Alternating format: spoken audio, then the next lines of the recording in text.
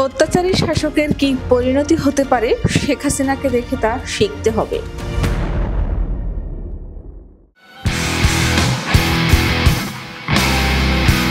বাংলাদেশ জামাত ইসলামীর secretary general মিয়া গোলাম পরোয়ার বলেছেন, অহংকারী ও অত্যাচারী শাসকের পরিণতি কি হতে পারে হাসিনাকে দেখে তা ভবিষ্যৎ প্রজন্মকে শিখতে হবে।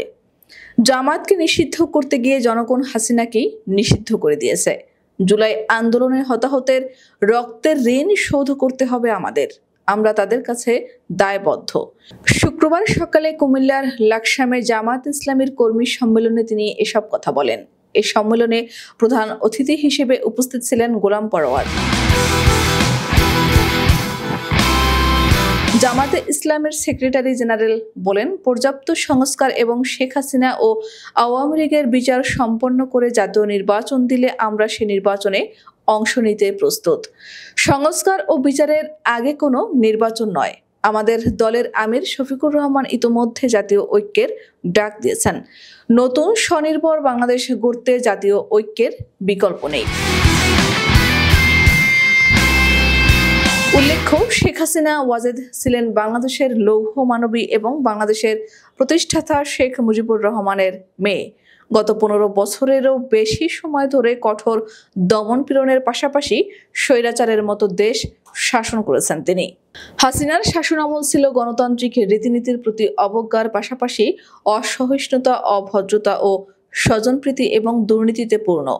শেখ হাসিনা চরম অহংকারের সাথে শাসন করেছেন এবং তার দৃঢ় বিশ্বাস ছিল তিনি অপরাজেয়। তবে সরকারি চাকুরিতে কোটা ব্যবস্থার বিরুদ্ধে শিক্ষার্থীদের আন্দোলনে ব্যাপক দমন পীড়নের ফলে গণরাজনৈতিক আন্দোলনে রূপান্তরিত হলে হাসিনার ক্ষমতার কাঠামো তাসের ঘরের মতো ভেঙে পড়ে।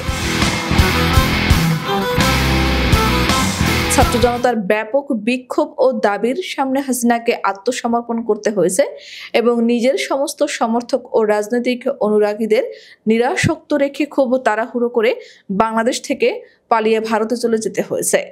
ঢাকায় শাসন ব্যবস্থার পরিবর্তনে অন্যান্য দেশের শাসকদের জন্য খুবই গুরুত্বপূর্ণ কিছু শিক্ষা রয়েছে। অর্থনৈতিক কর্মক্ষমতা কোনো শাসকের জন্য টিকে থাকার কোনো নিশ্চয়তা নয় এবং জনগণের ক্ষোভ ও আন্দোলন বিশ্বের যে কোনো স্থানে সবচেয়ে শক্তিশালী এবং সুনিপুণ সরকারেরও পতন ঘটাতে পারে। হাসিনার অধীনে বাংলাদেশ সবসময় ভারতের মোদী সরকারের সার্বিক সমর্থন ও সহযোগিতা পেয়েছিল এবং এক পর্যায়ে বাংলাদেশ কার্যকরভাবে তার শক্তিশালী প্রতিবেশীর একটি স্যাটেলাইট দেশে পরিণত হয়ে যায়। আর এটি বাংলাদেশি জনগণের মধ্যে ক্ষোভের সৃষ্টি করে। পাকিস্তানের সঙ্গে ভয়াবহ যুদ্ধের পর 1971 সালে বাংলাদেশ একটি স্বাধীন গণতান্ত্রিক রাষ্ট্র হিসেবে বিশ্বের মানচিত্রে আবির্ভূত হয়।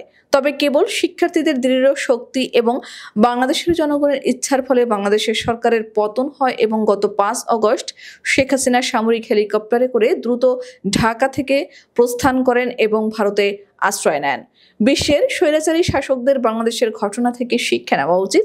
এটা খুবই স্পষ্ট, জনগণের ইচ্ছাশক্তি এবং ক্ষমতা সবচেয়ে শক্তিশালী স্বৈরাচারী সরকারেরও পতন ঘটাতে পারে। জনগণের ঐক্য খুব শক্তিশালী এবং সুসজ্জিত শাসনকেও অল্প সময়ের মধ্যে কার্যত উড়িয়ে দিতে পারে। বাংলাদেশের শাসন ব্যবস্থার এই পরিবর্তন আমাদের দেখিয়ে দিয়েছে পাকিস্তান অবজারভারের নিবন্ধন।